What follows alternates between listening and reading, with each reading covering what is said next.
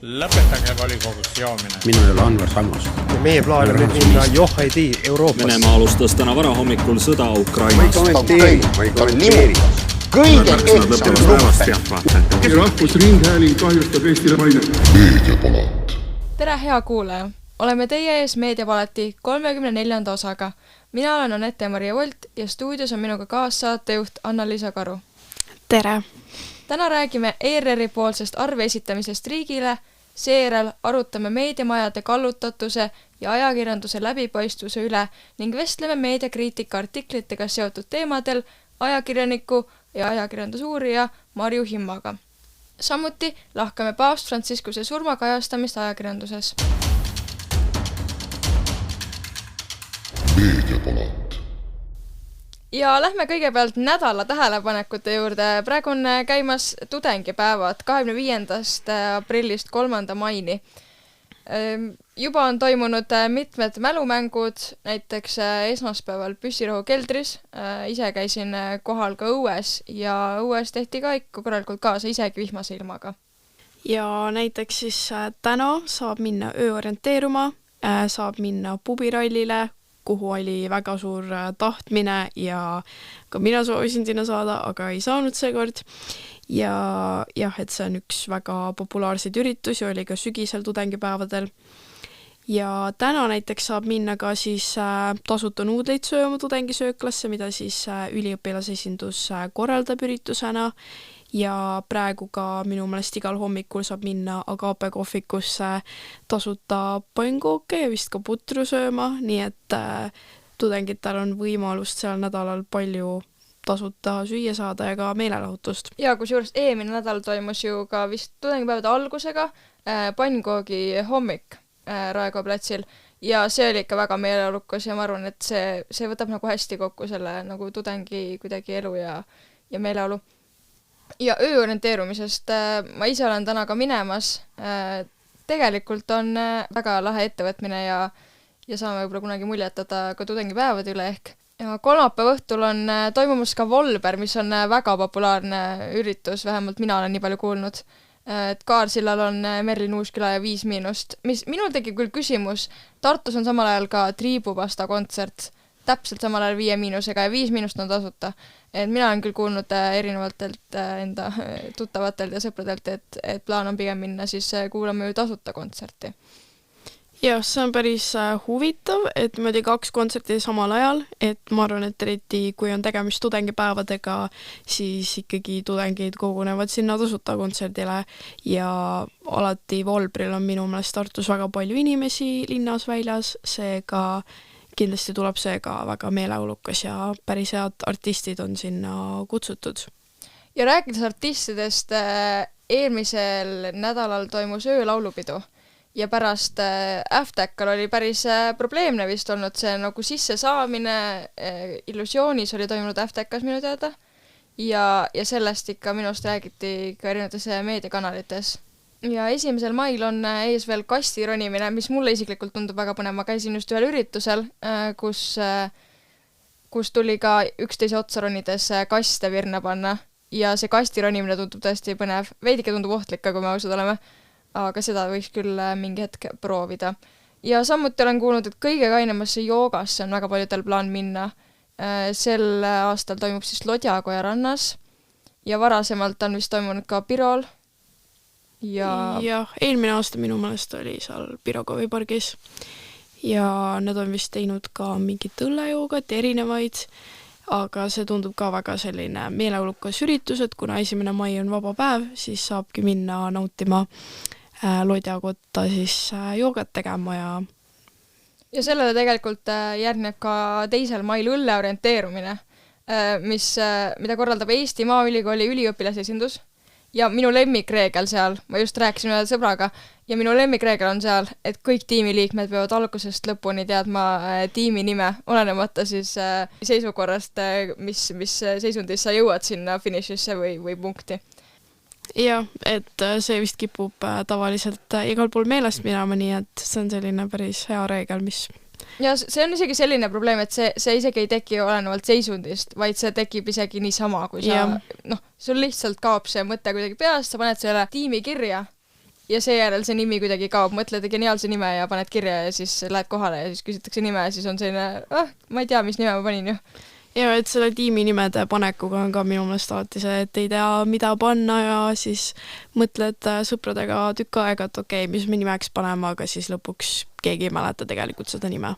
Ja liikudes siis edasi tähelepanekutega, siis 28. aprillil olid Hispaanias ja Portugalis elektrikatkestused, mis mõjutasid umbes või 2 riigi peale kokku ligi 50 miljonit inimest ja öeldi siis, et riigid on täielikult blackout'is, lennukid ei maandunud, ei tõusnud õhku ja rongid ja metrood jäid kõik siis seisma, sest elektrit ei ole ja Hispaanias osteti siis poed elektrigeneraatoritest tühjaks.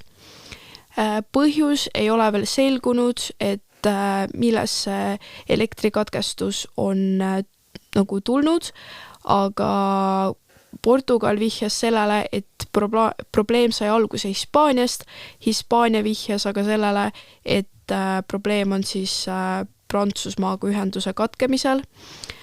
Tänaseks on enamus jaamad jällegi töökorras ja inimesed saavad edasi elada, aga 28. aprillil inimesed olid põhimõtteliselt siis Hispaanias ja Portugalis lõksus, sest et tegelikult ilma elektrita midagi ei toimi ja eriti inimesed, kes olid ka reisil, ei saanud siis õigel ajal koju ja pidid siis kauem ootama, et lennata tagasi ja minu meelest ka praegu Hispaania vahet käivad väga paljud eestlased, et see on saanud selliseks populaarseks kohaks, seega kindlasti see mõjutas ka eestlastest reisijaid.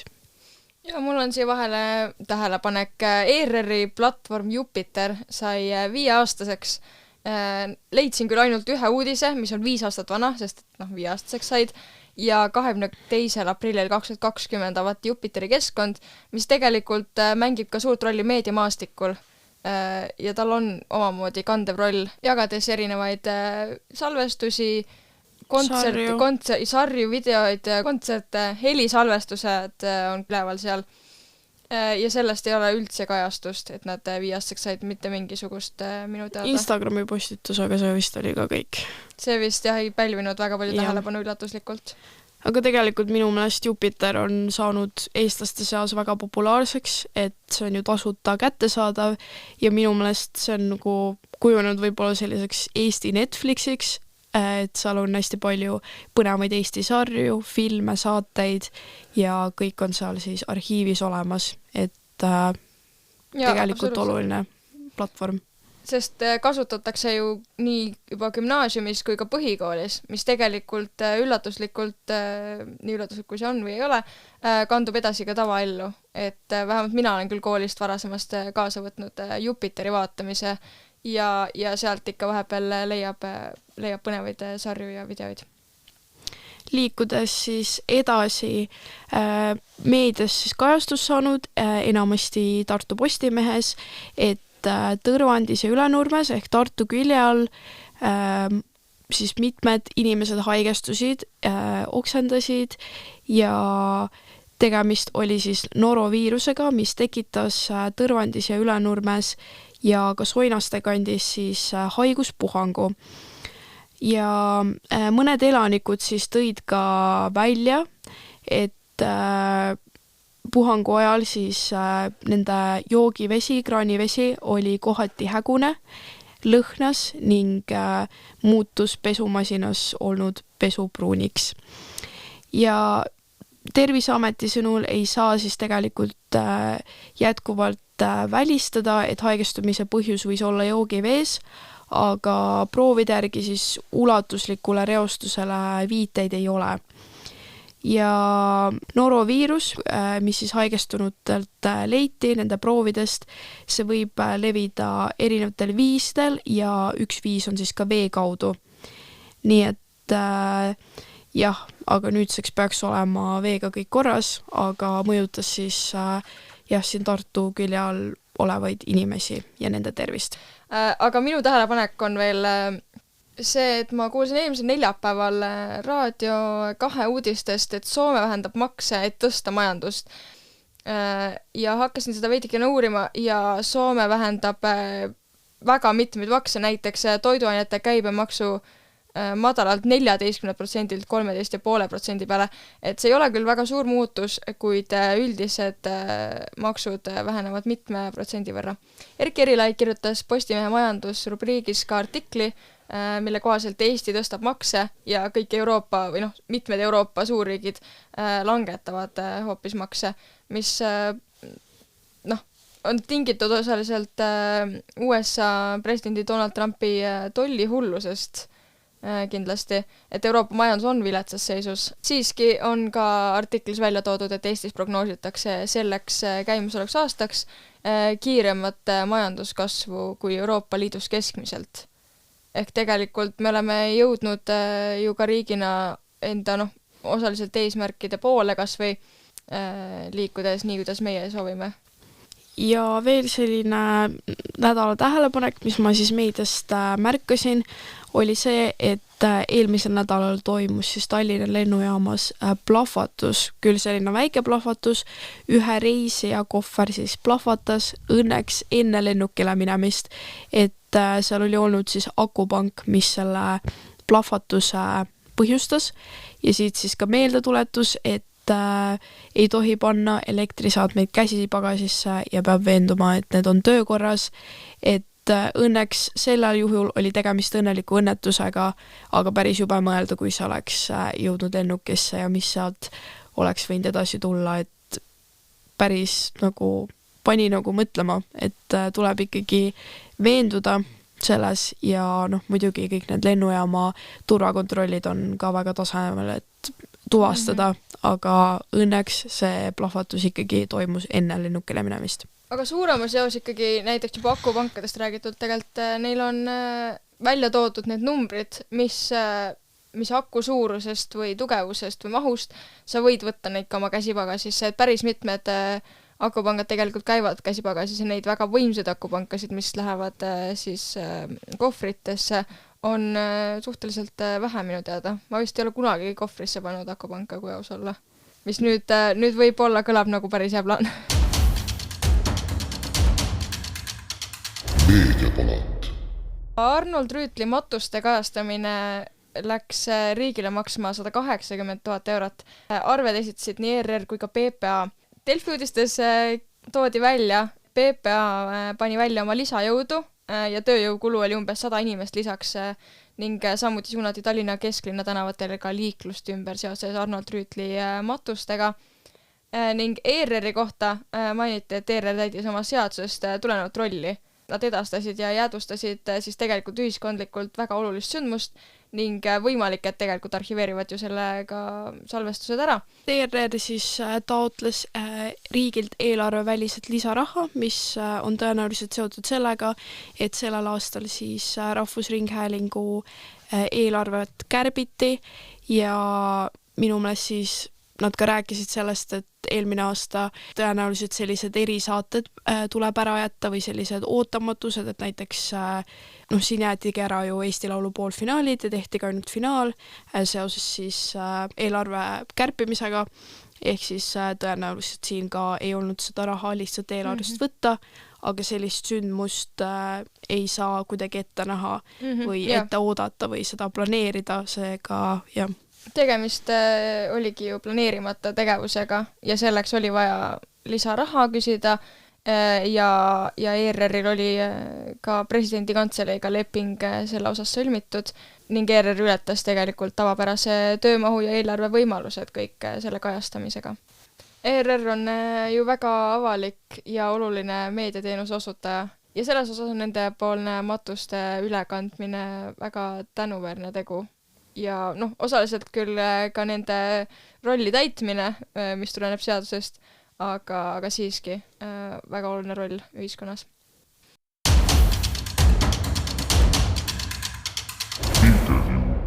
Ja meil on stuudios telefoni otsas ajakirjanik ja ajakirjandusuurija Marju Himma. Tere! Tere!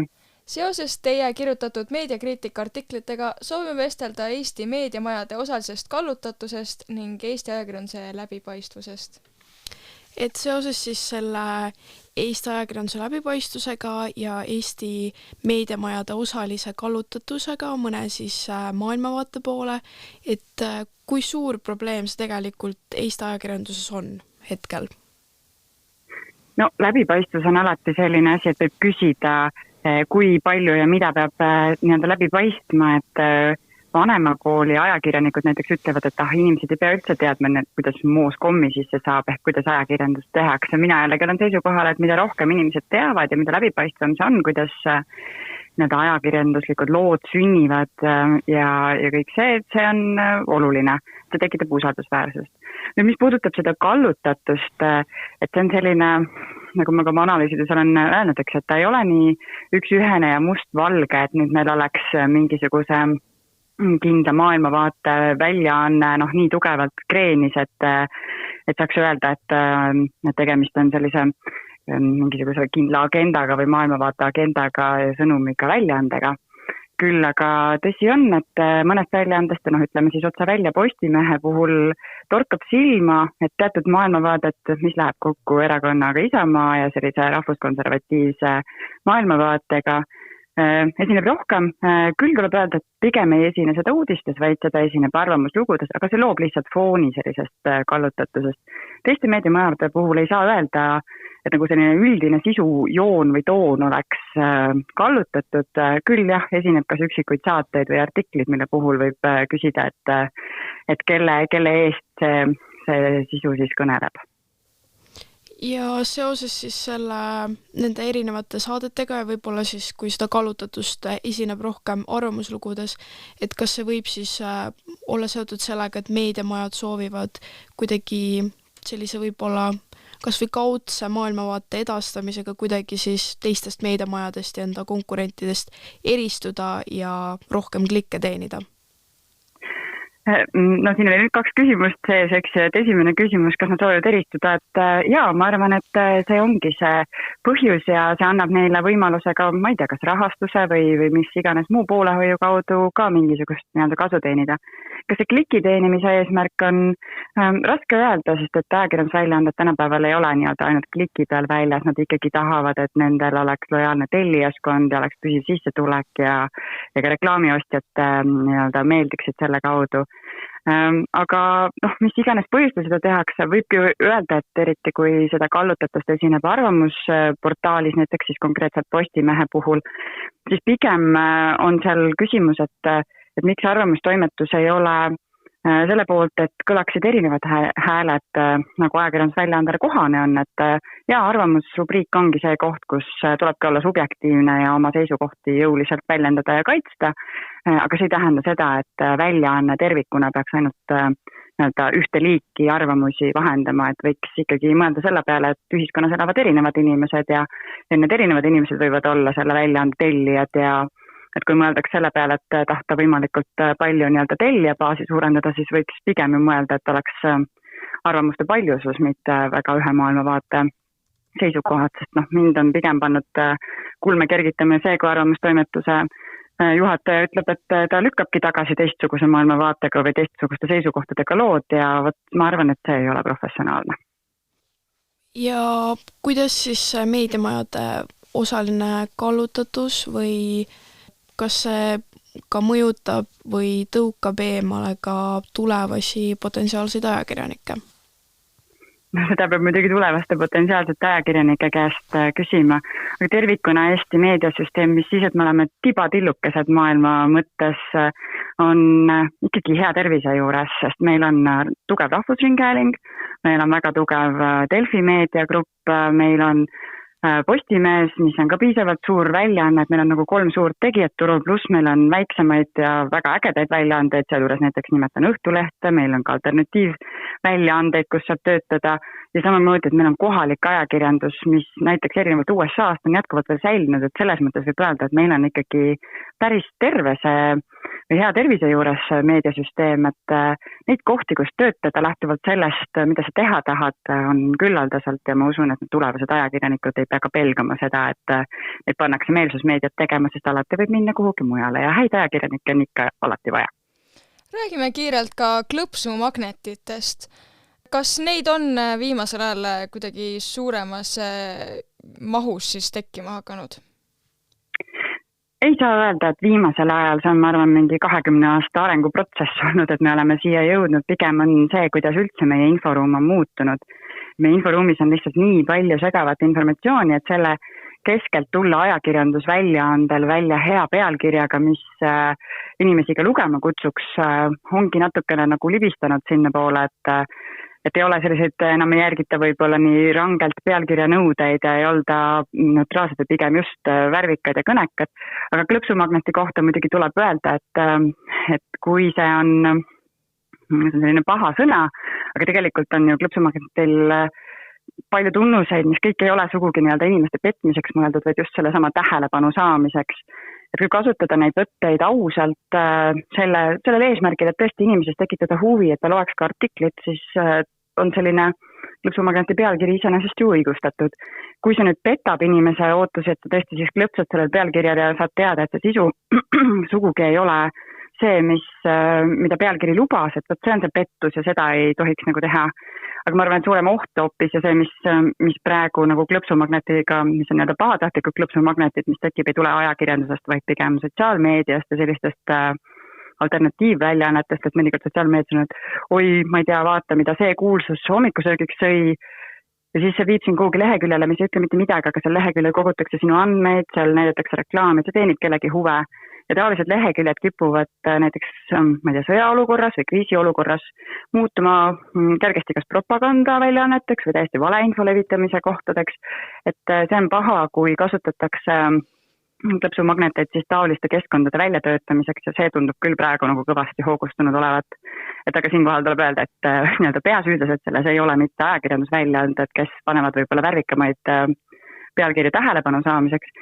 Küll aga mis on ajakirjandusväljaannete selline võib-olla vastutuse koht on see, et kui pealkiri on võib-olla mõnikord ainus asi, mida inimene üldse loeb, siis see pealkiri ei tohiks olla lihtsalt selline sensatsiooniline lause, mis inimesele meelde jääb ja võib-olla moonutab selle informatsiooni olemust, et selles osas peavad küll kõik väljaanded, võib-olla välja arvatud ERR, kes neid ei tee, et siis kõik väljaanded peavad olema natukene vastutustundlikumad. Aga siit ERR-i teemadel edasi, et oma artiklis kirjutasite, et Delfis on klõpsumagneti tunnustega pealkirju palju, aga ERR-i lehel on neid pea võimatu leida. Ning mainisite ka, et ERR on oma pealkirjade ja sisu sõnastamisel konservatiivne ja rahulik ja isegi et igav. Kas arvate, et ERR peaks klõpsumagneteid kasutama rohkem ehk? Ja ma juba sain ERR-i toimetuselt ka seda tagasisidet, et neile see sõna igav seal sugugi ei meeldinud. Igav ei ole üldse tänapäeva mõttes halb. Igav tähendab seda, et võimaldab rahulikult keskenduda mõnikord ja saabki olulise informatsiooni kätte. Et see oli pigem konstruktiivne ja kiitev kriitika.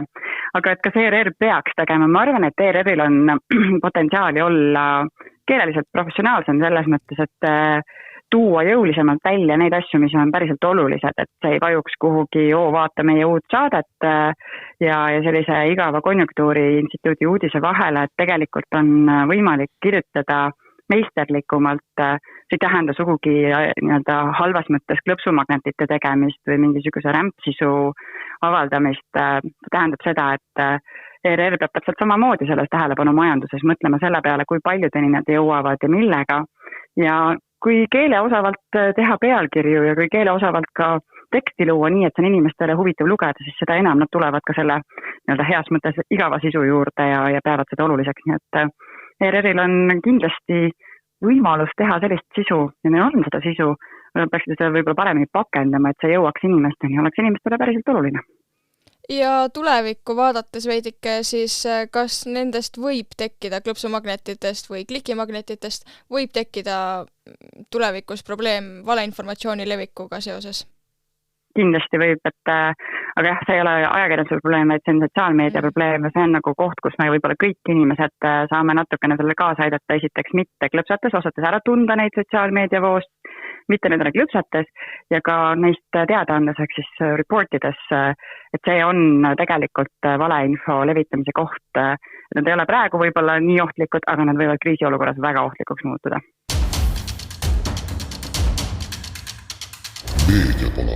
Nüüdseks nädala eest 21. aprillil suri katoliku kiriku pea paavst Franciscus ning läinud laupäeval toimusid Roomas ka matused.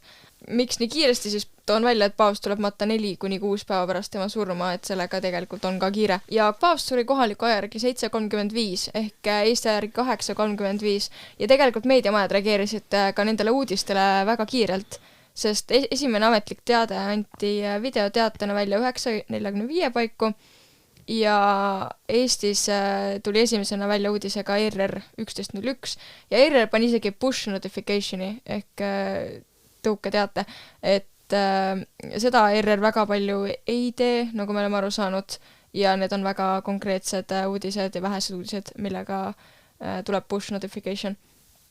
Ja tegelikult 2 minutit hiljem tuli ka Delfi uudis ja 11:07 ka Postimehe uudis ning minul tekitas küsimusi tegelikult kirstupiltide avalikustamine ja see pälvis ka tuttavate seas päris palju kõneainet. Ingliskeelsetest uudistest leidsin järgmise päeva hommikul 11 paiku ilmunud uudised, kus õigeti välja esimesed pildid paavsti siis surnu käest ja selle kandis üle siis AP News veebiportaal minu teada. Ja tegelikult ajakirjanduseetika koodeks Eesti Meediaettevõtete Liidu lehel ütleb, et erinevate fotode ja heli- ja videomaterjali kasutamisel tuleb siis olla ettevaatlik ja tegemist ei oleks eksitusjohtliku montaažiga ning et see ei oleks moonutatud. Ja siin tekib tegelikult minu arust dilemma ka Eesti väljaannetel, et see informatsioon ja need pildid ja fotod ja sisu, mida nad jagavad, et see ei oleks kuidagi moonutatud. Ja tegelikult on väga kerge ka tänapäeval kasutada erinevaid võtteid, kuidas pilte luua. Jah, et tänapäeval juba tehisintellekti abil on päris kerge inimeste pilte kuritarvitada ja kui juba kuskil on inimese nägu natukene näha, siis sealt on väga lihtne mingid filtreid peale panna või ükskõik mida seal tehisintellektiga siis teha, et see tänapäeval on päris ohtlik maailm, ütleks. Ja siit tekkis väike arutelu teema ka Postimehes terviserubriigis, kus ilmus artikkel, milles lahati siis, miks kirikupea näol ja sõrme otsas on sinised laigud ja seal oli ka lisatud pilt juurde ning lahati erinevad eksperdid andsid siis oma arvamusest teada ja analüüsisid seda olekut. Väike vaheinfo, et need laigud on siis tulnud sellest, et veri lakkab kehas liikumast ja hapnik ei liigu enam. Ja matusid kajastati päris suuremahuliselt, käidi koha peal, anti ülekandeid, ma nägin isegi TikTokis erinevaid otseülekandeid küll ametlikelt ja mitteametlikelt kontodelt. BBC News minu arust kandis üle seda, millele mina sattusin peale. Ja tegelikult tekkis küsimus, et miks on vaja neid matuseid nii suurelt kajastada. Mina sellel puhul saan küll täiesti aru, miks on vaja ja miks see on nii suur asi, sest see on tegelikult suur kaotus ju kogukonnale endale, aga ka üldiselt maailmale, sest paavstil on suur roll, olenemata sellest, kas sa oled usklik või mitte. Ja ma ütleks, et see uudis, kui ma nägin ka, et paavst Franciscus siis lahkus meie seas, siis see oli ikkagi väga selline esiteks ootamatu, aga samas ka nagu selline väga suur kaotus tegelikult tervele maailmale, et ta on ikkagi väga olulisel kohal oli nii siis usukogukonnale kui ka üldse tegelikult tervele maailmale. Et ja nüüd siis ka valitakse uut paavsti, aga see võtab veel aega, et seda päris niisama välja ei hõigata, enne kui midagi kindel ei ole. Ma ise olin pannkoogi hommikul pannkooke tegemas, kui see uudis tuli ja minu tuttav, kes ka kohal oli, võttis kohe telefoni kätte, oli mingi, et ei ole võimalik, helistas kohe inimestele, andis teada, et sa ei kujuta ette, mis juhtus ja isegi kui inimesed ei ole usklikud, siis neile läheb see ikka väga suurelt korda ja paavstil on ikkagi nagu väga suur roll ka üleüldiselt maailmas ja ühiskonnas. Aga selle uue paavsti valikuga läheb aega ja eks me jääme siis ootama, kes selleks uueks paavstiks valitakse ja kutsume siis uue paavsti endale stuudiosse külla ka või seda tuleb arutada vist kõrgemate jõududega küll. Vaatame, mis teha annab. suur aitäh, et meid täna ära kuulasite, meie lähme nüüd tudengipäevi nautima, võib-olla et isegi kohe nuudleid sööma, täna lõunal on see võimalik Tartus ning kohtume teiega juba järgmises Meediapalati osas. Aitäh kuulamast!